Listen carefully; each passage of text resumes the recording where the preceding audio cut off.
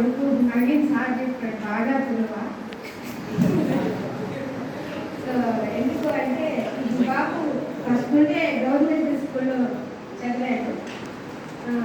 అంటే LKG UKG English medium బాగా చదివించాలని నా కోరిక. దీంట్లో చాలా మంది చెప్తున్నారు అంటే ఆర్థికంగా కొంతమంది చదివిలేకపోయేవాళ్ళు. అట్లా నా కొడుకుని కొంతకాలం ఉండేది.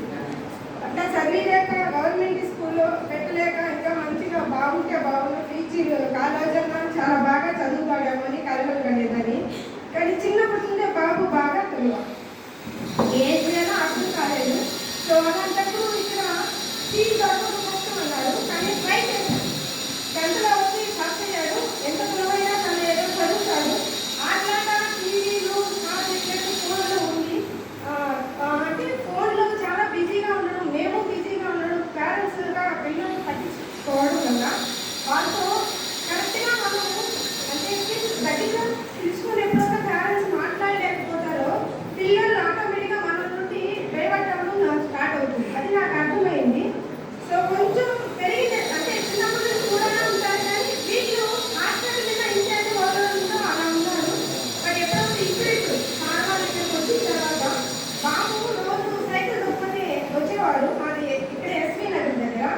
అక్కడ నుండి వీడు బ్యాగ్ తీసుకొని పోయేదానికి 1 గంట, వచ్చేదానికి 1 గంట టైం తీసుకుంటున్నాడు. సో ఒకసారి సార్ చెప్పారు ఇంత లేట్గా వస్తున్నారని. అప్పుడు మా సార్ వచ్చి మా హస్బెండ్ వచ్చి మాట్లాడారు.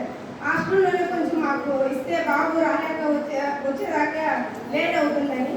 సార్ ఇక్కడే మాకు ఫుడ్ కూడా ప్రొవైడ్ చేశారు. Thank you sir. నిజంగా ప్రిన్సిపల్ సార్కి అందరూ ఒకసారి జాబ్స్ ఇవ్వచ్చు.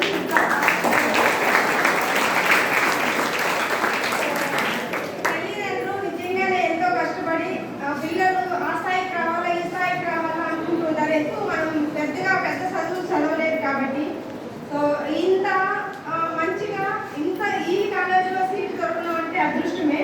దీన్ని ఉపయోగించుకుంటూ టీచర్స్ చెప్పింది వింటూ తల్లిదండ్రులు కూర్చొని వాళ్ళు మాట్లాడుకుంటూ సో కొంచెం కానీ